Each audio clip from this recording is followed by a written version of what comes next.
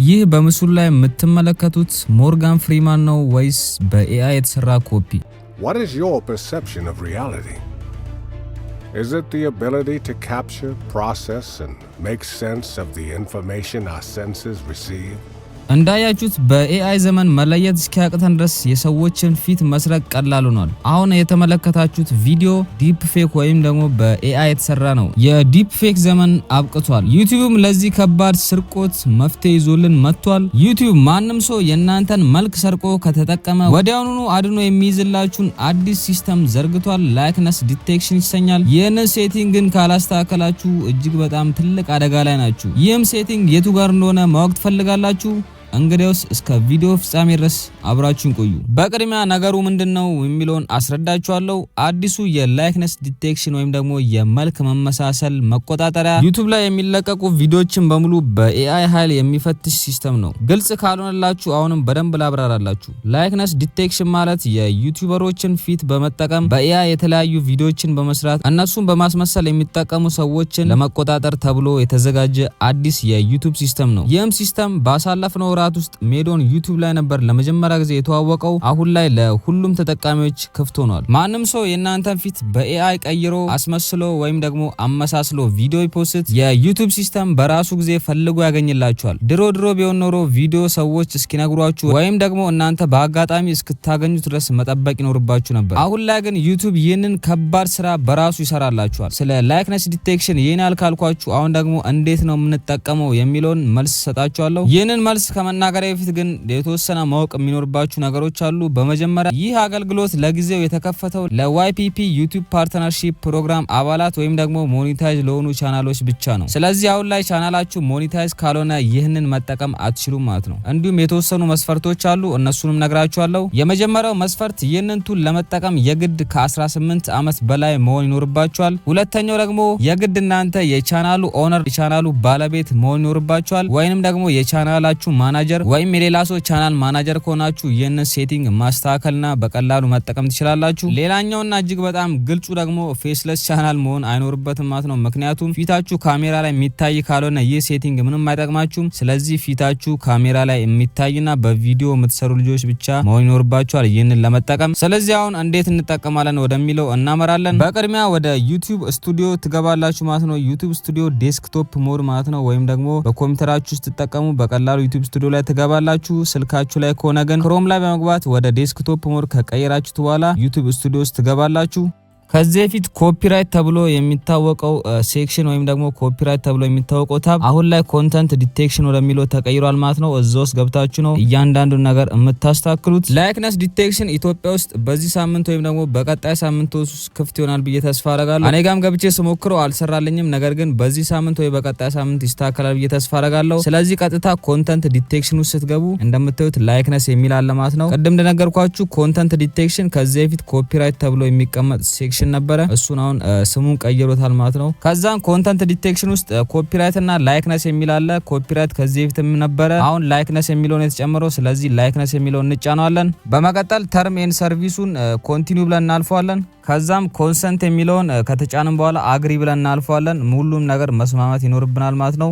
በመቀጠል ደግሞ ኦቨርቪው ውስጥ ይመጣላችሁ ኪዋር ኮድ አለ ማለት ነው። ያንን ኪዋር ኮድ በስልካችሁ ማንሳት ይኖርባችኋል። ምክንያቱም ፊታችሁና ናሽናል አይዲያችሁን ወይንም ደግሞ ፓስፖርታችሁን ስካን ማድረግ ይኖርባችኋል። ስለዚህ ይህንን ኪዋር ኮድ ስካን አርግታችሁ ወደ ስልካችሁ ትገባላችሁ። ስለዚህ ልክ ስካን እንዳረጋችሁት ራሱ ወደ ጎግል ይወስዳችሁና የተወሰኑ ነገሮችን እንድትሞሉ ይጠይቃችኋል። የመጀመሪያው ፎቶ እንድታነሱ ነው። ናሽናል አይዲያችሁን ወይም ደግሞ ፓስፖርታችሁን ፎቶ እንድታነሱት ነው። ሁለተኛው ደግሞ ፊታችሁን ሰልፊ እንድታነሱ ይጠይቃችኋል። ስለዚህ በምትመለከቱት መልኩ ጥርት ያለ ቦታ ላይ በማስቀመጥ ወይም ብርሃን ያለበት ቦታ ላይ በማስቀመጥ ናሽናል አይዲያችሁን ወይም ደግሞ ፓስፖርታችሁን ገቨርንመንት ኢሹ አይዲያችሁን በቀላሉ ፎቶ በማንሳት ወደ ቀጣዩ ስቴፕ እናልፋለን። ሁለተኛው ስቴፕ ደግሞ ፊታችሁን እያንቀሳቀሳችሁ ማለት ነው። ከዚህ በፊት እንዳሳያችሁ ፊታችሁን እያንቀሳቀሳችሁ በደንብ ስካን ታረጉታላችሁ።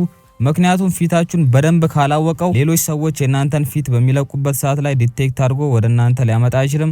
ስለዚህ ጥርት ያለ ቦታ ላይ ፊታችሁን በዚህ መልኩ የሰልፊ ቪዲዮ ትሰራላችሁ። በመቀጠል ራሱ ቬሪፊኬሽን ኢን ሪቪው ላይ ያመጣላችኋል። ከዛም ኔክስት እንለዋለን። ከቀናት በኋላ እንግዲህ ኢሜል ይላክላችኋል ማለት ነው። የቬሪፊኬሽናችሁ እንዳለፈና ፊታችሁ በደንብ ዲቴክት እንደተደረገ የሚያሳይ ኢሜል ከጎግል ይላክላችኋል። ከዛስ ቀጣዩ ስራ ምንድነው የሚሆነው የሚለው ጥያቄ ደግሞ ለምሳሌ ያክል ዩቲዩብ የእናንተን ፊት ተጠቅሞ ቪዲዮ የሰራ ሰው ሲያገኝ ዩቲዩብ ላይክነስ ዲቴክሽን ውስጥ ማለት ነው ቅድም ያሳያችሁ ታብ ውስጥ ያንን ቪዲዮ ያመጣላችኋል። ከዛም በምታዩት መልኩ ሃይ ፕራዮሪቲ ወይም ደግሞ ሎ ብሎ ያመጣላችኋል ማለት ነው። ድንገት ፊታችሁ ከገባ ሎ ብሎ ያመጣላችኋል። ሃይ ፕራዮሪቲ ደግሞ ረጅም ሰከንዶችን ፊታችሁን እዛ ቪዲዮ ላይ የሚያስገቡት ከሆነ ራሱ ሃይ ፕራዮሪቲ ብሎ ያመጣላችኋል። ያ ቪዲዮ ምን ያህል ቪው እንዳገኘም በምታዩት መልኩ ያስቀምጥላችኋል። እንዲሁም የቪዲዮን ታይትል የተፖስተበትን ቀንና የቻናሉን ቪው ያመጣላችኋል ማለት ነው። ከዛ ሪቪው ብላችሁ መመልከት ትችላላችሁ። ሪቪው የሚለውን ስትጫኑት ፊታችሁ የትኛው ሰከንድ ላይ እንዳለ ያሳያችኋል ማለት ነው። የትኛው ደቂቃ ላይ የትኛው ሰከንድ ላይ እንደተገኘ በዚህ መልኩ ያመጣላችኋል። ይህንን ካሳያችሁ በኋላ ሶስት አይነት እርምጃ የምትወስዱበት መንገድ አለ ማለት ነው። ዋት ውድ ዩ ላይክ ቱ ዱ ይላል። ምን ማድረግ ትፈልጋላችሁ ይላል ማለት ነው። እርምጃ የምትወስዱበትን ሶስት አይነት አማራጮች ያመጣላችኋል። የመጀመሪያውና ዋነኛው ሰብሚት ኤ ላይክነስ ሪሙቫል ሪኩዌስት ይላል። ይህም ደግሞ ያ ሰው ያንን ቪዲዮ እንዲያጠፋላችሁ ሪሙቫል ሪኩዌስት የምትልኩበት አማራጭ ነው። ይህም የፕራይመሪ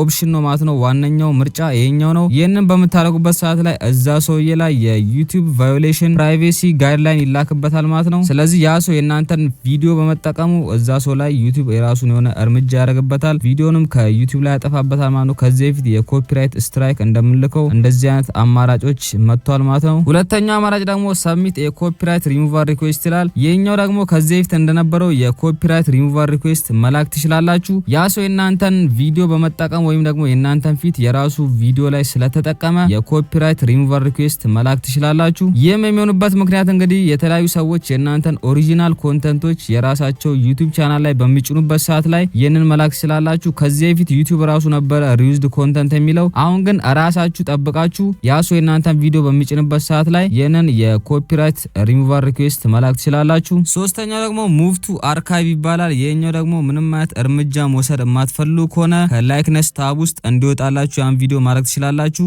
እዛ ሰው ላይ ምንም አይነት እርምጃ መውሰድ ካልፈለጋችሁ ይሄኛውን አማራጭ ትጠቀማላችሁ። ለምሳሌ ያክል የመጀመሪያውን የምትጠቀሙ ከሆነ እንዴት እንደምትልኩ አሳያችኋለሁ። ልክ ሪቪው ብላችሁ ያንን የመጀመሪያ አማራጭ የምትጠቀሙ ከሆነ እንደምትሉት ፐርሰን ፋውንድ ኢን ቪዲዮ ይላል።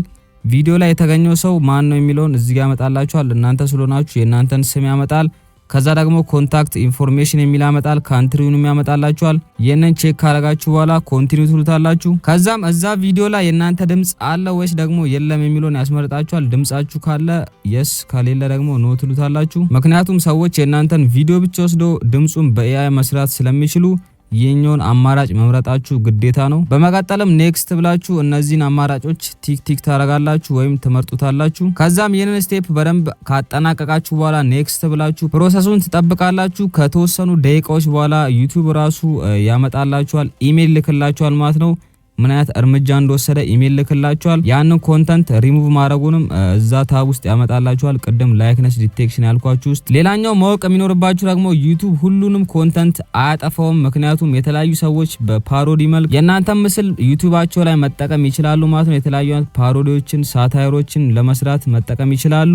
እንዲሁም ደግሞ የተወሰኑ ሰከንዶች ገባ ወጣም ሊያደርጉ ይችላሉ የእናንተን ፊት። ስለዚህ እናንተ ቪዲዮን አይታችሁ ምን ያህል ጉዳት ያደርሳል የሚለው ነገር ከመረመራችሁ በኋላ ከነዚህ ሶስቱ አንዱን እርምጃ መውሰድ ትችላላችሁ። ሌላኛ ደግሞ ይህ ላይክነስ ዲቴክሽን እንዲቆም የምትፈልጉ ከሆነም እዛው ላይክነስ ታብ ውስጥ በመግባት ማኔጅ ላይክነስ ዲቴክሽን የሚለውን ከተጫናችሁ በኋላ ስቶፕ ሰርቺንግ በማለት ያንን ፕሮሰስ ማስቆም ትችላላችሁ ማለት ነው። ይህንን በምታደርጉበት ሰዓት ላይ ዩቲዩብ የእናንተን ዳታ ሙሉ ለሙሉ ያጠፋውና ያንን ፕሮሰስ ያቆማል። ሰዎች የእናንተን ቪዲዮን ቢጠቀሙ ምንም አይነት መረጃ አይደርሳችሁም። ስለዚህ ከነዚህ ሁለቱ አንዱን አማራጭ መጠቀም ትችላላችሁ። በቀጣይ ደግሞ ይህ አሰራር ልክ አገራችን እንደገባ እንዴት መጠቀም እንደምትችሉ እንዲሁም ደግሞ እንዴት ሰዎች የእናንተን ቪዲዮም ከተጠቀሙ ማጥፋት እንደምትችሉ እያንዳንዷን ነገር በቱቶሪያል አሳያችኋለሁ። አሁን ላይ የተወሰነ ግንዛቤ እንዲኖራችሁ ብዬ ነው ይህንን ቪዲዮ የሰራሁላችሁ። ስለዚህ በቀጣይ ልክ ይህ ነገር ኢትዮጵያ ውስጥ አገልግሎት ላይ እንደዋለ ቪዲዮ ሰራላችኋለሁ። ለዛሬ ይዤላችሁ የመጣሁት ቪዲዮ ይመስል ነበረ። በሌላ በተመሳሳይ ቪዲዮ እስከምንገናኝ ድረስ ሃስታ ላ ቪስታ።